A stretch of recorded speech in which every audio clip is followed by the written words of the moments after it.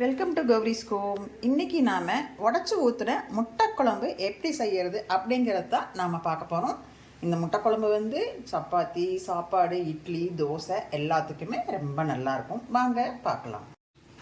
இப்போ முட்டை குழம்புக்கு வந்து தேவையான மசால் ரெடி பண்ணி வச்சுருக்கிறேன். எப்படி அப்படின்னா, ஒரு 5 வரமிளகாய் போட்டிருக்கிறேன். இவ்வளோ வர கொத்தமல்லி, கையில் எடுத்து போடுற அளவுக்கு பெருஞ்சீரகம், சின்ன சீரகம், ஒரு மிளகு சும்மா கையில் 4 எடுத்து போடுற மாதிரி ஒரு 10 மிளகு போட்டு வறுத்து பொடி பண்ணியிருக்கேன். இதில் கூட வந்து கொஞ்சம் கடலப்பருப்பு, இவ்வளோ கடலப்பருப்பு போட்டு வறுத்து பொடி பண்ணி வச்சுருக்கிறேன். இதில் வந்து இஞ்சி பூண்டு பேஸ்ட்டு, இவ்வளோ நேரத்தில் வந்து இஞ்சி ஒரு 8 எண்ணம் பூண்டு பேஸ்ட் பண்ணி வச்சுருக்கிறேன். இதில் வந்து தேங்காய் இவ்வளோ பெரிய பத்தையை நறுக்கி போட்டிருக்கிறேன். வெங்காயம், சின்ன வெங்காயம் வந்து ஒரு 15 எண்ணம். இதில் வந்து பட்டை, இவ்வளோ நீள பட்டை, கிராம்பு ஒரு 5 எண்ணம், ஒரு ஏலக்காய், அப்புறம் அந்த அன்னாச்சி பூன்னு சொல்லுவாங்கள்ல, அதெல்லாம் போட்டிருக்கிறேன். வதக்கி எல்லாம் எடுத்து வச்சுருக்கிறேன். இதை வந்து பேஸ்ட் பண்ணிக்கணும். மற்றதெல்லாமே ரெடி பண்ணியாச்சு. இப்போ குழம்புக்கு எப்படி நம்ம ரெடி பண்ணலாம், முட்டை குழம்புக்கு அதை பார்ப்போம். எண்ணெய் காஞ்சிட்டு இருக்குது. இதில் வந்து 2 பட்டையை மட்டும் போட்டுக்கிறேன். நான் ஏற்கனவே அதில் வந்து பட்டை, கிராம்பு, ஏலக்காய் இதெல்லாம் போட்டிருக்கிறேன். பட்டை மட்டும் பட்டை போட்டாச்சு. அடுத்தது கருவேப்பிலை போட்டாச்சு. அடுத்தது வெங்காயம் போட்டுக்கலாம். பெரிய வெங்காயம் இவ்வளோ, ஒரு பெரிய வெங்காயம் கட் பண்ணி வச்சுட்டேன். இவ்வளோ போட்டு இதை நல்லா வதக்கணும். கொஞ்சம் கலர் மாறுறதுக்கு வதக்குவோம். வெங்காயம் நல்லா கலர் மாறுற மட்டும் வதக்கியாச்சு. நல்லா வதங்கி இருக்குது. இப்போ வந்து நீங்கள் தக்காளியை அரைச்சும் போட்டுக்கலாம். நான் வந்து அப்படியே போட்டு வதக்குறேன். இதையும் நல்லா வதக்கிக்கணும். கொஞ்சம் உப்பு போட்டுக்கிறேன். அப்போ சீக்கிரமாக வதங்கிடும். கம்மியாக போட்டுக்காங்க, அளவாக போட்டுக்கோங்க. ஏன்னா அடுத்து உப்பு அதிகமாகிடுச்சுன்னா கம்மி பண்ண முடியாது. அளவாக போட்டுக்கோங்க.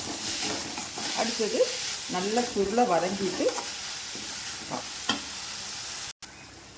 இப்போ வந்து வெங்காயம், தக்காளி இதெல்லாம் வந்து நல்லா கொஸ்து மாதிரி வந்துருச்சு.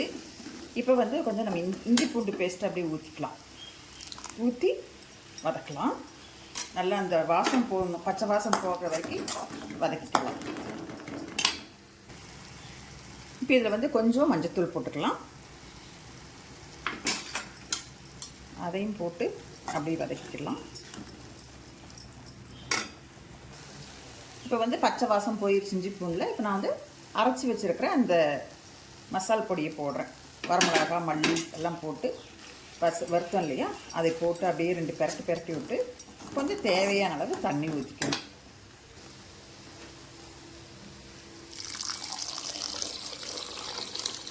கொஞ்சம் ஊற்றிக்குவோங்க. ஊற்றி கிளறி விட்டு ஒரு 5 நிமிஷம் கொதிக்க விடுங்க. மூடி வச்சுக்கோங்க. அப்பப்போ எடுத்து கிண்டி விட்டுக்கோங்க. இதில் நீங்கள் கலர் வர்றதுக்கு காஷ்மீரி மிளகாய் பொடி போட்டாலும் போட்டுக்கலாம். நான் போடலை. நீங்கள் தேவைப்பட்டால் போட்டுக்கோங்க. இப்போ நம்ம இதை மூடி வச்சிடலாம். நல்லா கொதிக்கட்டும். ஒரு 5 நிமிஷம் கழிச்சு பார்ப்போம். சரி, இப்போது 5 நிமிஷத்துக்கு மேலேயே ஆச்சு. குழம்பு எப்படி கொதிக்குதுன்னு பார்ப்போம். பாருங்கள், நல்லா அந்த எண்ணெயெல்லாம் பிரிஞ்சு அப்படியே அங்கங்கே வருது. பார்த்துக்கிங்க பாருங்கள் எப்படி நிற்குதுன்ட்டு. இப்போ வந்து நம்ம அந்த அரைச்சி வச்ச தேங்காயை ஊற்றலாம். அரைச்சி வச்ச தேங்காய் பேஸ்ட்டை ஊற்றிடுறேன்.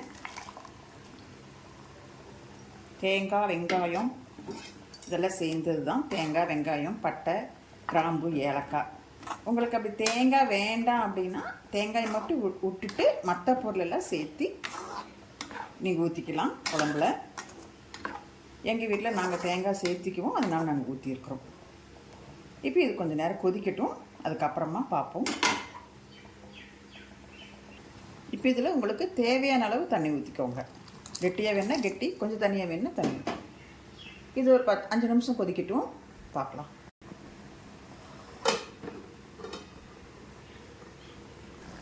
இப்போ பாருங்கள், நல்லா குழம்பு கொதிச்சு நல்லா குழம்பு ரெடி ஆயிடுச்சு. இப்போ நாம் வச்சுருக்கிற எத்தனை முட்டை ஊற்றணுமோ அந்த முட்டையை உடச்சி ஊற்றலாம். நான் ஒரு 5 முட்டை ஊற்ற போகிறேன். இப்போ ஸ்டவ்வை வந்து சிம்மில் வச்சுக்கோங்க. சிம்மில் வச்சுட்டு ஒரு சின்ன ஸ்பூன் இப்படி வச்சுட்டு மஞ்சக்கரு வந்து குழையாமல் இருக்கிறதுக்காக இப்படி அழுங்காமல் குலுங்காமல் ஊற்றிக்கணும். 5 முட்டையும் அதே மாதிரி ஊற்றலாம். இப்படி ஊற்றிக்கணும் குழையாமல்.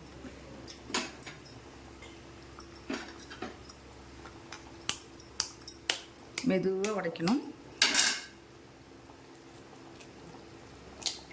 அப்படி இல்லைன்னா இன்னொரு ட்ரிக் இருக்குது, அதையும் சொல்கிறேன்.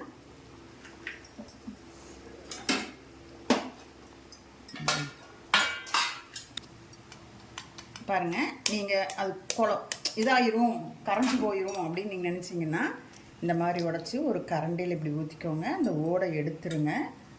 ஓடை எடுத்துட்டு கரண்டியில் இப்படி ஊற்றி இப்படியே உள்ளே விட்டு இப்படி ஊற்றிட்டிங்கன்னா அது கரையாது. இப்போ எல்லா முட்டையும் ஊற்றியாச்சு. ஒரு 5 நிமிஷம் வேகட்டும், மூடி வச்சிட்றேன். இப்போ குழம்பு ஆயிடுச்சான்னு பார்க்கலாம். பாருங்கள், குழம்பு ஆயிடுச்சு. முட்டையும் நல்லா வெந்துருச்சு. பாருங்கள், இங்கே முட்டை தெரியுதுங்களா? நல்லா குழம்பு கொதிச்சாச்சு. இப்போ இதில் வந்து கொத்தமல்லி தலையை தூவி அப்படி குழம்பை இறக்கிட வேண்டியது தான். ஸ்டவ் ஆஃப் பண்ணியாச்சு. குழம்பு ரெடி. இப்போ முட்டை குழம்பு உடச்சி ஊற்றின முட்டை குழம்பு ரெடி.